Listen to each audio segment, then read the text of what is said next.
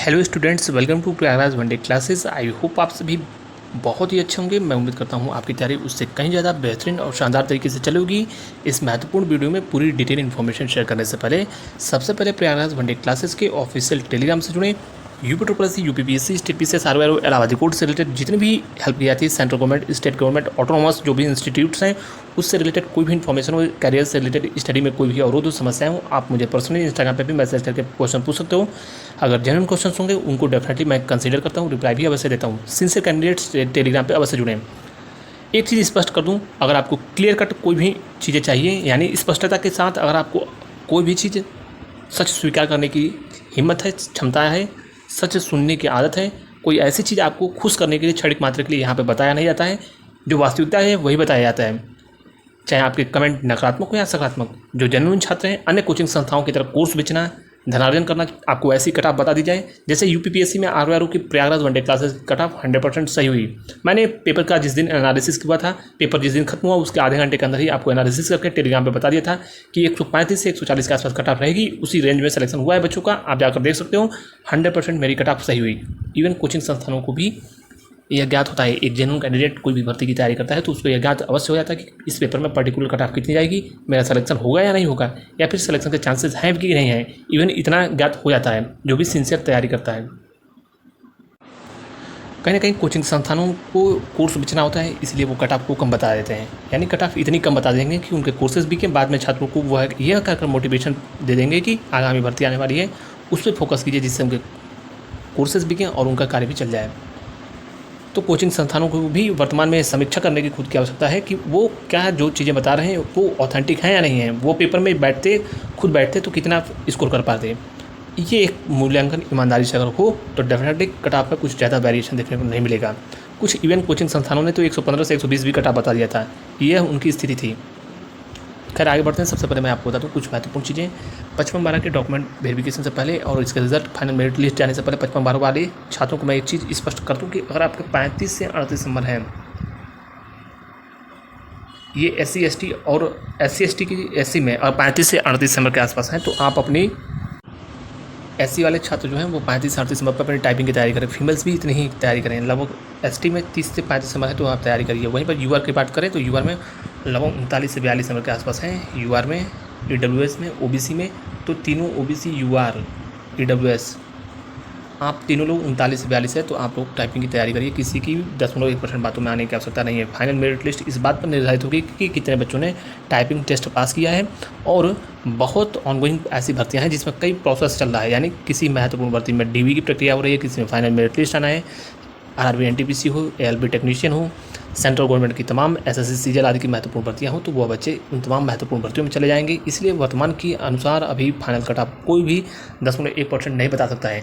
एक अनुमान अवश्य लगाया सकता है। जैसे ही आपकी टाइपिंग की प्रक्रिया संपन्न होगी एक एक्सपेक्टेड कट ऑफ का आइडिया दे दिया जाएगा। लेकिन वर्तमान में अगर 39 से 42 हैं, पुनः बोल रहा हूँ 39 से 42 हैं, तो EWS वाले, OBC और UR वाले तैयारी कर रहे हैं टाइपिंग की। चुपचाप आप किसी से कुछ भी पूछने की आवश्यकता नहीं है। एक ओवरऑल व्यू दे देता हूँ मैं आपको। चलिए 54 से 57 के आसपास अगर आपका नंबर है UR में, 50 से लेकर लगभग 52 के आसपास OBC में, वही 47 से लेकर 50 के आसपास EWS में, SC में जो है वो लगभग 40 से 45, ST में 38 से 43, OBC फीमेल्स में लगभग 40 से 45। तो आपके चांसेस इसमें भी बनेंगे फाइनल मेरिट लिस्ट में। इसलिए बोला जा रहा है कि अभी फिलहाल वर्तमान में तैयारी करिए टाइपिंग की। कुछ चीज़ें और बता दी जाए आपको। VPO की कट ऑफ कितनी जाएगी? VPO की कट ऑफ लगभग DB की कट ऑफ जो है वो 50 से 55 के आसपास हो सकती है। EWS, OBC और इसके अलावा 50 से 55 के आसपास हो सकती है EWS, OBC और जनरल कैटेगरी की। लेकिन फाइनल कट ऑफ के बारे में मैंने पूर्व में भी जिस दिन पेपर हुआ था उस दिन बताया था, लगभग 68 से 72 के आसपास आपकी जो है UR की, EWS की लगभग जो है 66 से 68 के आसपास। इसके अलावा OBC जो है लगभग OBC 65 से 68, 65 से 68 के आसपास, 69 के आसपास जा सकती है। वहीं पर 60 से लेकर 64 के आसपास SC और ST जो है 58 से 57 से जो है वो 63।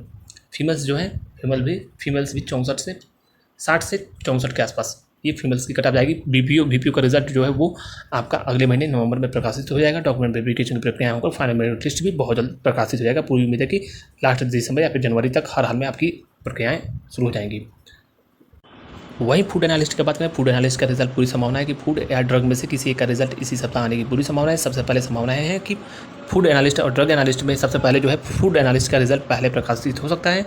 कट ऑफ आपकी डॉक्यूमेंट वेरिफिकेशन की लगभग आपको ज्ञात है कि बहुत कम जाती है। इसमें बच्चे ही नहीं हैं तो जाहिर सी बात है कि कट ऑफ बहुत ही कम जाएगी। लगभग इसमें 12 से 15-18 नंबर कट ऑफ ही जाएगी आपकी डॉक्यूमेंट वेरिफिकेशन की।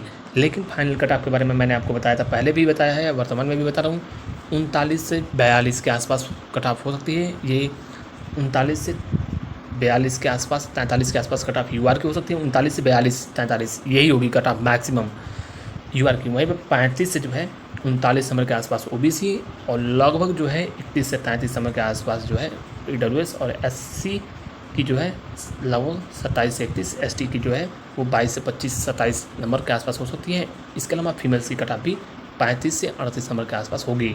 डिपेंड ये करेगा कितने छात्र जेन्युइन हैं, कितने छात्र समकक्ष अर्हता धारण किए हैं या नहीं हैं, कितने छात्र डॉक्यूमेंट वेरिफिकेशन में बाहर होते हैं। यह भी एक बहुत बड़ा फैक्टर होगा, लेकिन वर्तमान की स्थिति के अनुसार यही कट ऑफ देखने को मिल सकती है।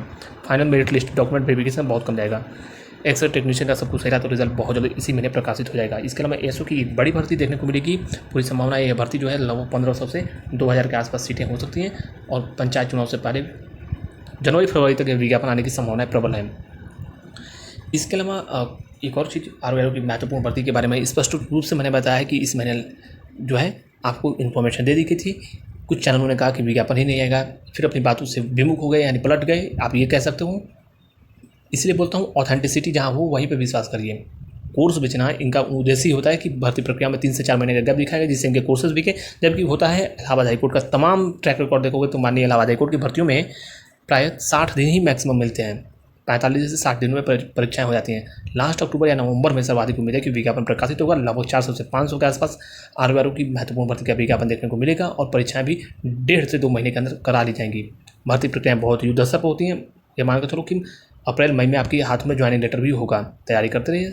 यूपीपीएससी आरओआर के बाद ये गोल्डन अपॉर्चुनिटी आपको मिल रही है। इसके अलावा पीईटी का रिजल्ट ये मानकर चले कि पीईटी का रिजल्ट नवंबर में आने की सर्वाधिक उम्मीद है। नवंबर लास्ट में आ सकता है और दिसंबर में लेखपाल की लगभग 8000 महत्वपूर्ण पदों पर भर्ती, लगभग 8000 से 8500 के आसपास भर्ती जो है देखने को मिल सकती है। लोअर पीसीएस की भी लगभग जो है इसमें 1500 से 2000 सीटें देखने को मिलेंगी। हालांकि लोअर पीसीएस की संभावनाएं प्रबल है कि इसमें स्पेशल क्वालिफिकेशन की भर्तियां अलग देखने को मिल सकती हैं और सामान्य योग्यता की भर्तियां अलग अलग देखने को मिल सकती हैं, या फिर कमांड विज्ञापन भी आ सकता है।